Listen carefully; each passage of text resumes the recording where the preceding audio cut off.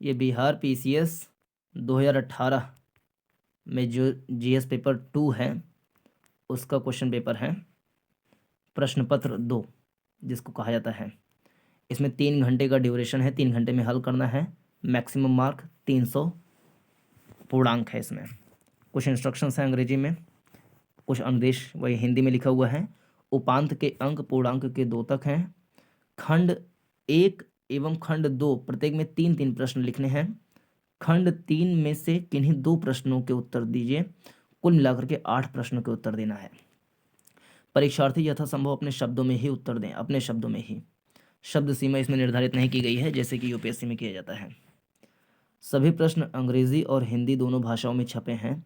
यदि हिंदी भाषा में कोई संदेह हो तो अंग्रेजी भाषा को ही प्रामाणिक माना जाएगा।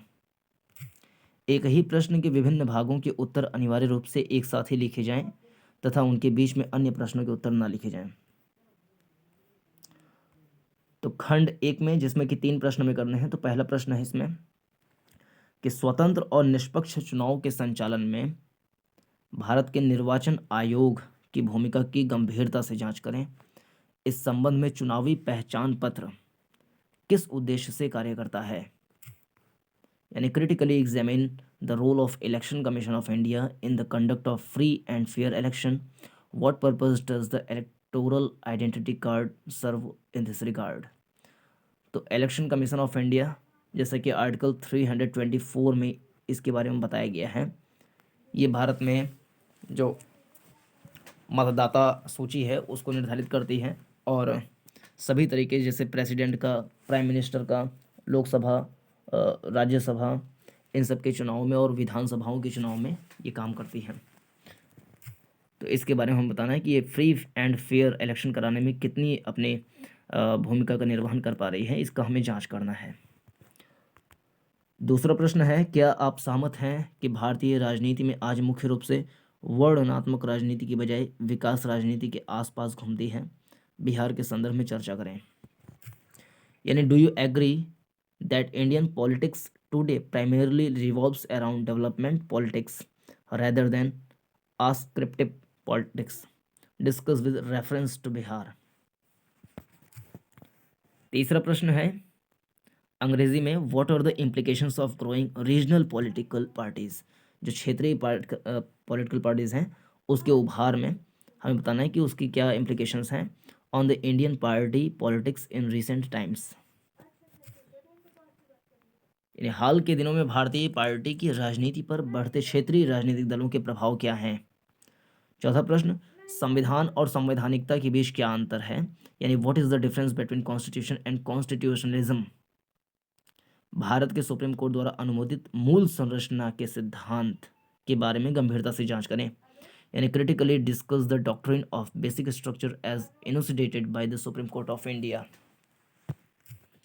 पांचवा प्रश्न है, केंद्र प्रायोजित योजनाएं केंद्र और राज्यों के बीच हमेशा विवाद का मुद्दा रही हैं। प्रासंगिक उदाहरणों का हवाला देते हुए चर्चा करें। यानी centrally sponsored schemes have always been is point of contention between centre and state, discuss by citing relevant examples. इसके लिए एग्जाम्पल जैसे हम CAA का एग्जाम्पल दे सकते हैं, इसके लिए NRC का एग्जाम्पल दे सकते हैं, इसके लिए जैसे भी फार्म्स बिल्स आए हैं तो उसका एग्जाम्पल दे सकते हैं। इस प्रकार से लगभग जितने बिल आते हैं तो केंद्र और राज्य के बीच में तनातनी मच जाती है। सेक्शन 2 में, जिसमें से हमें 3 प्रश्न का उत्तर देना है, तो पहला प्रश्न इसमें है, यानी कि कुल मिलाकर के 6वां प्रश्न है कि वर्तमान में भारतीय कृषि की प्रमुख समस्याओं पर प्रकाश डालते हुए उन्हें दूर करने हेतु सुझाव दें। साथ ही भारतीय कृषि के विकास हेतु सरकार द्वारा चलाए जा रहे प्रमुख कार्यक्रमों की चर्चा करें। Presently, highlight the major problems of Indian agriculture and suggest a way to remove them and discuss the major programs being run by the government for development of Indian agriculture. 7वां प्रश्न, भारत में गरीबी के अनुमान पर चर्चा करते हुए गरीबी के लिए जिम्मेदार कारकों की व्याख्या करें। तो गरीबी पर करीब आधे घंटे का एक वीडियो बना हुआ है, you can watch that. Bharat सरकार द्वारा गरीबी दूर करने के लिए कौन कौन से कार्यक्रम चलाए जा रहे हैं। Discussing the estimation of poverty in India, explain the factors responsible for poverty, which programs are being run by the Indian government to remove poverty. 8वां प्रश्न, Explain the reasons why India's major large-scale industries have been established in geographical areas in some special areas. Explain main key industries of India. यानी भारत के प्रमुख बड़े पैमाने के उद्योग भौगोलिक दृष्टि से कुछ विशेष क्षेत्रों में ही स्थापित हो पाए हैं। भौगोलिक दृष्टि से कुछ विशेष क्षेत्रों में ही स्थापित हो पाए हैं। इसके कारणों की व्याख्या करें और भारत के प्रमुख बुनियादी उद्योगों की व्याख्या करें। बुनियादी उद्योग मतलब जो फाउंडेशनल उद्योग होते हैं, जैसे मुख्य रूप से 8 फाउंडेशनल उद्योग माना जाता है। जैसे कि अगर हम बात करें कि तेल जो उद्योग है, तेल उद्योग, इसके अलावा जो खनन का उद्योग है, इस प्रकार से अन्य जैसे बिजली का उद्योग हो गया, बिजली इंडस्ट्री। तो इस प्रकार से 8 जो आधारभूत उद्योग होते हैं उनके बारे में हमें व्याख्या करना है। 9वां प्रश्न, भारत में पाए जाने वाले प्रमुख खनिजों की विस्तार से व्याख्या करें। भारतीय अर्थव्यवस्था के आर्थिक विकास में इनके योगदान की चर्चा करें। साथ ही भारत की नई खनिज नीति की प्रमुख बातों को बताएं। Explain in detail the major minerals known in India. Discuss their contribution in the economic development of Indian economy as well as tell the key points to India's new mineral policy. अब section 3 में यानी खंड 3 में जो 10वां प्रश्न है, ये अंग्रेजी में explain in detail how the advances in the field of nuclear energy helped in the development of our country. Also comment on the use of nuclear energy in power production field. Outline the positive and negative side of the nuclear energy. यही प्रश्न हिंदी में भी है। नाभिकीय ऊर्जा के क्षेत्र में प्रगति और हमारे देश के विकास में किस प्रकार से सहायक है, विस्तार से समझाएं। नाभिकीय ऊर्जा किस प्रकार से देश की कुल ऊर्जा के उत्पादन के क्षेत्र में सहायक है, चर्चा करें। नाभिकीय ऊर्जा के सकारात्मक एवं ऋणात्मक यानी कि नकारात्मक पक्ष को स्पष्ट करें। 11वां प्रश्न है, अंग्रेजी में देखने पहले, what progress India had made in the field of space satellite launching. What are the advantage and disadvantage of launching multi satellites in space. How does the entry in this field help India to strengthen its economy. यानी उपग्रहों को अंतरिक्ष में स्थापित करने के क्षेत्र में भारत ने क्या प्रगति की है। तो उपग्रहों को अंतरिक्ष में स्थापित करने के क्षेत्र में भारत ने क्या प्रगति की है। एक से अधिक उपग्रहों की एक साथ अंतरिक्ष में भेजे जाने के सकारात्मक और ऋणात्मक पक्ष को स्पष्ट करें। भारत के इस क्षेत्र में प्रवेश करने से देश की अर्थव्यवस्था को मजबूत करने में किस प्रकार सहायता मिलेगी। 12वां प्रश्न है, what do you mean by software. What is the software industry backbone of country's economic development. Comment on the development of computer languages and our country's contribution in this era. इसी प्रश्न को हिंदी में यहाँ पे लिखा हुआ है कि सॉफ्टवेयर से आप क्या समझते हैं।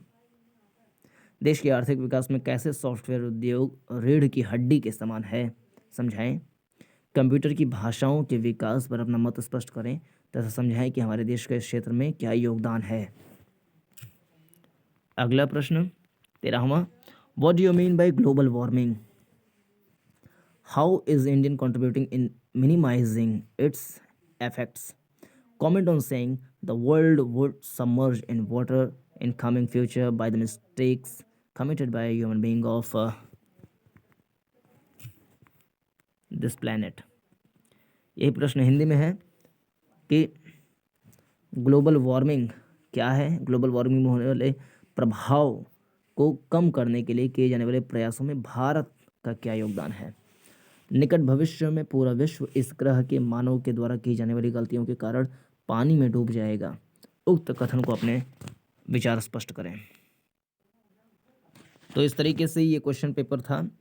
तो इसमें बता सकते हैं कि ये क्वेश्चन कठिन था या सरल था। इसमें अगर हम डिस्कस करें कि कौन कौन से टॉपिक से था, तो एक तो हम कह सकते हैं कि जो एनवायरनमेंट है उससे रिलेटेड था।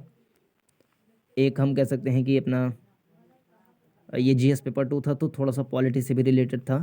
इसके अलावा गवर्नेंस से रिलेटेड था, इकोनॉमिक्स से भी रिलेटेड था क्वेश्चन, कुछ सोशल जस्टिस से भी रिलेटेड क्वेश्चन था जो गरीबी से पूछा गया था। तो इस प्रकार से जीएस पेपर 2 में इन सेक्शन से हम क्वेश्चन को देख सकते हैं। तो इसमें इतना ही फिलहाल। अगले वीडियो में जो बिहार पीसीएस में क्वेश्चन पूछे गए थे उसको भी आप देख सकते हैं अन्य वीडियोज़ में। इस वीडियो को देखने के लिए बहुत बहुत धन्यवाद। नमस्कार, जय हिंद।